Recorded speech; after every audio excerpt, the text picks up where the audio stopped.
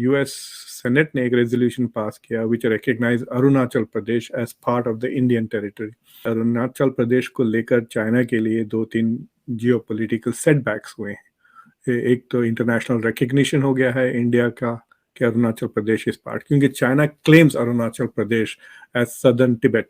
China ने एक G20 की कॉन्फिडेंशियल अरुणाचल में होने वाली मीटिंग को स्किप किया है।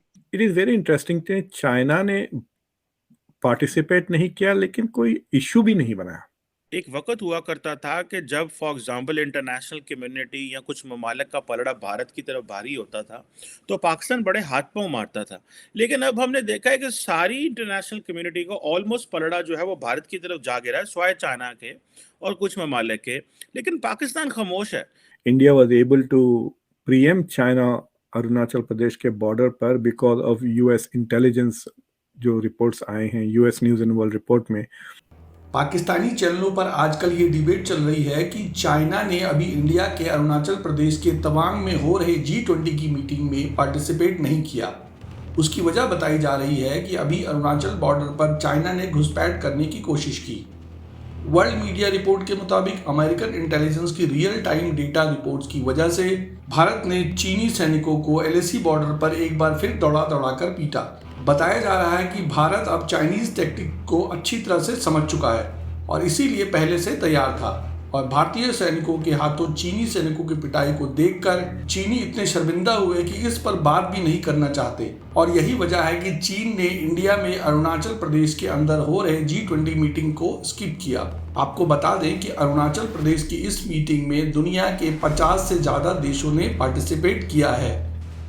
चाइना ने एक G20 की कॉन्फिडेंशियल अरुणाचल में होने वाली मीटिंग को स्किप किया है। बताइएगा सर, क्या आपको पास कोई खबर है कि ये मीटिंग कौन सी थी, इतनी कॉन्फिडेंशियल क्यों थी, इसके अंदर क्या सिलसिला था और चाइना ने इसको स्किप क्यों किया? क्योंकि ऐसे तो कोई नजर नहीं आ रहा था, चाइना तो G20 और SCO दोनों में वो शामिल हो रहा था मुसलसल। इट इज वेरी इंटरेस्टिंग कि चाइना ने पार्टिसिपेट नहीं किया लेकिन कोई इशू भी नहीं बनाया।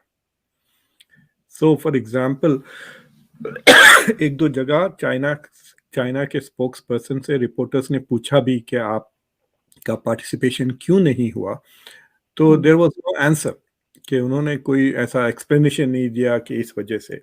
अब स्पेकुलेशन ये है कि चंद हफ्ते पहले जो अरुणाचल प्रदेश का बॉर्डर था वहाँ पे लैक पर जो लाइन ऑफ एक्चुअल कंट्रोल है वहाँ पे जो झड़पें हुई हैं, और वो झड़प हैज़ बीन इंटरप्रेटेड एज के इंडिया वाज रेडी और उसके बाद China had to withdraw. So in a way it was a geo strategic victory for India जो एंगेजमेंट हुआ ऑन द बॉर्डर। तो इन ए वे वो चाइना के लिए एक शर्मिंदगी का मौकूफ था। दूसरी चीज़ ये है कि पिछले 1.5-2 महीने में दो चीज़ें हुई। एक ये रिपोर्ट्स आई कि India was able to preempt China Arunachal Pradesh के बॉर्डर पर बिकॉज ऑफ यूएस इंटेलिजेंस। जो रिपोर्ट्स आए हैं US News and World Report में कि यूएस ने क्या कहते हैं रियल टाइम में डेटा प्रोवाइड किया, जिसकी वजह से इंडिया न्यू कि एग्जैक्टली कितने चाइनीज़ कहाँ पर किधर से वो इंट्रूड कर रहे थे इंडियन बॉर्डर पर। बेसिकली वो पोक करके इंडिया की रेडीनेस मेजर करना चाह रहे थे। तो Indians were very ready, outnumber कर दिया चाइना को and they were able to push it out.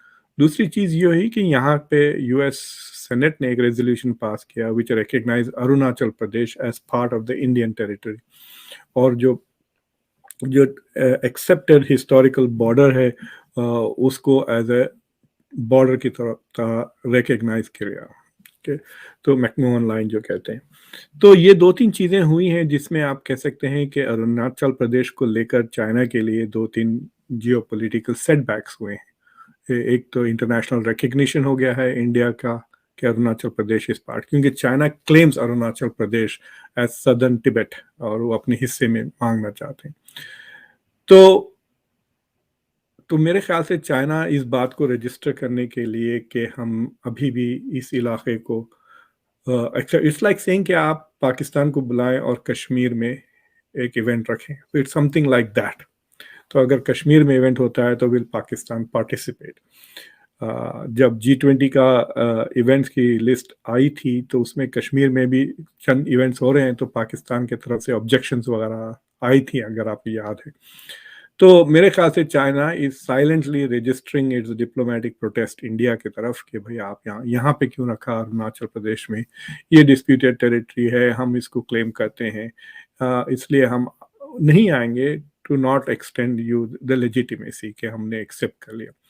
और इंडिया आजकल एक रूटीन बना लिए कि once the meeting is over वो लोगों को दौरे पे ले जाते हैं, they show them, expose them to culture, local food खाते हैं, लोकल विजिटिंग साइट्स, हो सके तो लोकल एंगेजमेंट्स भी होता है। So there is lot of people to people contact इस एससीओ में जो पहले के एससीओस में नहीं हुए थे। So what is happening is India is also trying to show कि अरुणाचल प्रदेश में कितना इंडियन कल्चर है, मतलब इंडिया की डिवर्सिटी भी नजर आएगी बट यूनिटी भी नजर आएगी, because it is different, Arunachal Pradesh, but it is also part of India.